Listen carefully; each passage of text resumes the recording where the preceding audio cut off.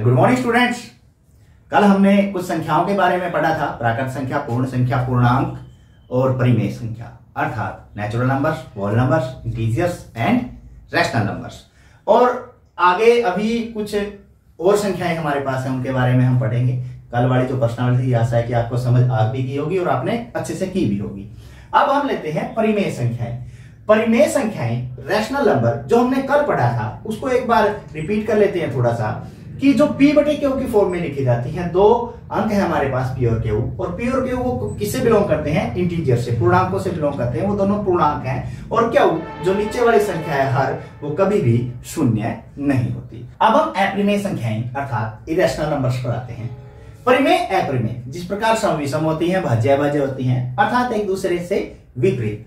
अब परिमेय संख्याएं p बटे q के फॉर्म में लिखी जाती हैं, तो अपरिमेय संख्याएं p बटी q के फॉर्म में नहीं लिखी जाती। इस चीज का ध्यान रखें, मतलब इसका बिल्कुल उल्टा, जो p बटे q में नहीं लिखी जाती। अब ऐसी कौन सी संख्याएं हैं जो p बटे q के फॉर्म में नहीं लिखी जाती? सोच सकते हैं।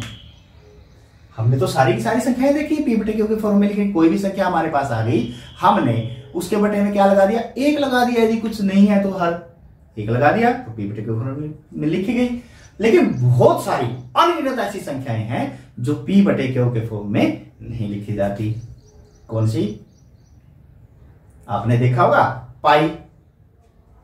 पाई, पाई के बारे में जानते हैं ना? ये पाई जो हमारे पास वृत्त का क्षेत्रफल और वृत्त की परिधि निकालने में काम आता है, जिसका मान हम क्या लेते हैं?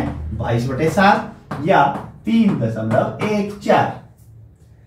अब आप सोच रहे हैं कि ये तो p बटे q के फॉर्म में लिखी गई 22/7 है, या इसकी दशमलव यदि हम हटाएंगे, ये आ गया 314/100, तो p बटे q के फॉर्म में तो लिखी गई।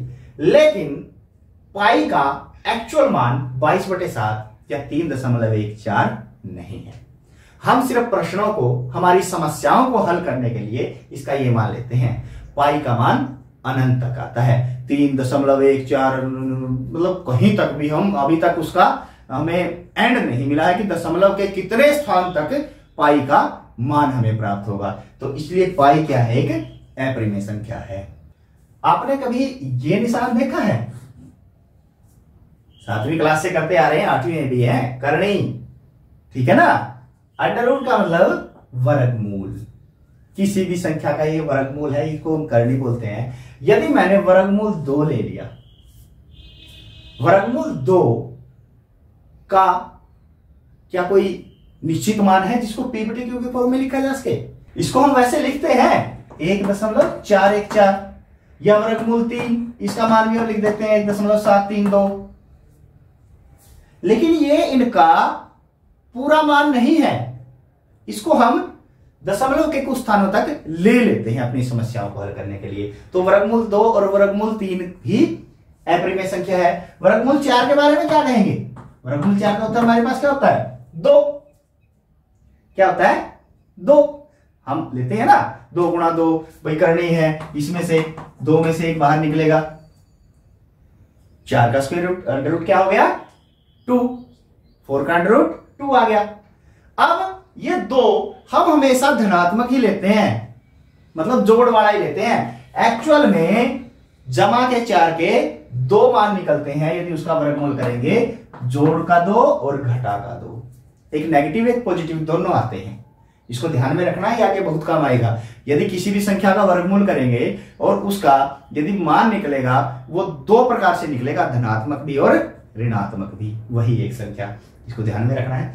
तो अपरिमेय संख्या की बात चल रही थी। पाई एक अपरिमेय संख्या है, वर्गमूल 2 एक अपरिमेय संख्या, वर्गमूल 3 एक अपरिमेय संख्या, जिसको p बटे q के फॉर्म में नहीं लिखा जा सकता।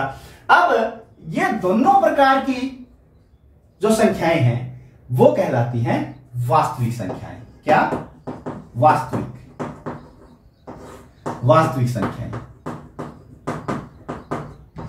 जिनको हम रियल नंबर्स कहते हैं और r से डिनोट करते हैं, रियल नंबर्स। और इन रियल नंबर्स में वो सारी की सारी संख्याएं हमारी आ गई हैं जो एक संख्या रेखा पर होती हैं। सारी की सारी संख्याएं वास्तविक संख्याओं में आ गई हैं, जो एक संख्या रेखा पर होती हैं, इसलिए हम संख्या रेखा को वास्तविक संख्या रेखा, रियल नंबर लाइन। ठीक है, तो यहां तक आपको समझ में आ गया कि वास्तविक संख्याएं क्या होती हैं, परिमेय और अपरिमेय दोनों को मिलाने से वास्तविक संख्याएं बनती हैं। जैसा कि आपने देखा कि वास्तविक संख्याएं जो रियल नंबर्स है वो परिमेय और अपरिमेय दोनों से मिलकर बना है, अर्थात कुछ संख्याएं परिमेय होती हैं, कुछ अपरिमेय होती हैं, और दोनों को यदि एक गठरी में डाल दें तो हमारे पास उस गठरी का नाम क्या हो जाएगा, वास्तविक संख्याएं, रियल नंबर्स। रैशनल और इरैशनल का मेल जोल, उनका मिलाप। अब इनसे संबंधित कुछ प्रश्न है वो कर लेते हैं। पहले इसमें देखते हैं कि वास्तविक संख्याएं, परिमेय संख्या एक वास्तविक संख्या है, अपरिमेय संख्या भी एक वास्तविक संख्या है, लेकिन क्या सारी की सारी वास्तविक संख्याएं अपरिमेय संख्याएं हैं? सारी की सारी वास्तविक अपरिमेय है? नहीं है, क्योंकि वास्तविक में तो परिमेय भी है। अब दूसरा प्रश्न यहां पे वो पूछ रहा है, ये पहला प्रश्न है हमारी प्रश्नावली 1.2 का। पहले प्रश्न के ये 3 भाग हैं कि प्रत्येक अपरिमेय संख्या एक वास्तविक संख्या है। अब वास्तविक संख्याओं में परिमेय और अपरिमेय दोनों आती हैं, दोनों आती है ना, तो यदि ये अपरिमेय है, ये परिमेय है, और इन दोनों को मिला के वास्तविक बनता है, तो अपरिमेय भी क्या है, वास्तविक है। सारी की सारी वास्तविक में आई है ना, तो सारी की सारी अपरिमेय संख्या क्या है, वास्तविक संख्या है। दूसरा, संख्या रेखा का प्रत्येक बिंदु वर्गमूल m √m के रूप का होता है, जहां m एक प्राकृत संख्या है।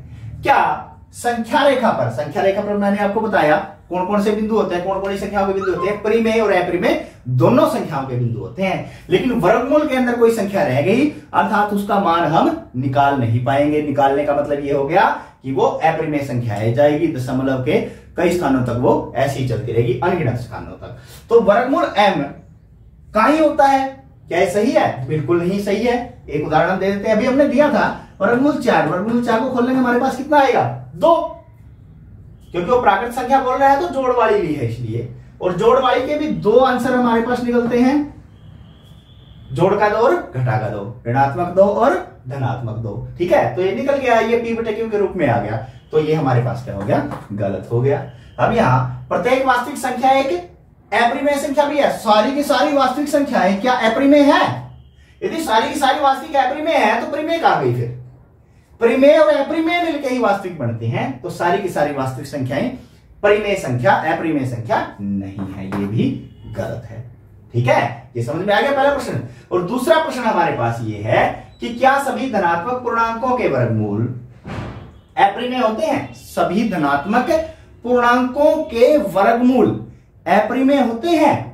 यदि नहीं तो एक ऐसी संख्या के वर्गमूल का उदाहरण दीजिए जो कि एक परिमेय संख्या है। ये रहा वही सेम उदाहरण है यहाँ पे हमारे पास, वर्गमूल 4, या इसको और बढ़ा कर ले लेता हूं मैं, वर्गमूल 9। वर्गमूल 9 में से क्या निकालेंगे, 3 इसका आंसर आ जाएगा, या -3 भी आ सकता है। मैंने कहा ना वर्गमूल में से क्या निकलेगी, 2 संख्याएं निकलती हैं सेम, एक ऋणात्मक और एक धनात्मक। अब वो कह रहे हैं तो ऐसी संख्या के वर्गमूल का उदाहरण दीजिए जो एक परिमेय संख्या है, तो ये भी परिमेय संख्या 3/1, ये भी परिमेय संख्या -3/1। तो हो गया ये। अब आशा है कि ये प्रश्नावली आपको समझ में आ गई होगी। अब ये प्रश्न कीजिए और अपने अध्यापकों को दिखाइए, और इसी प्रकार से प्रश्न और समझने के लिए हमारे चैनल को सब्सक्राइब जरूर करें और हमारे साथ जुड़े रहें। धन्यवाद।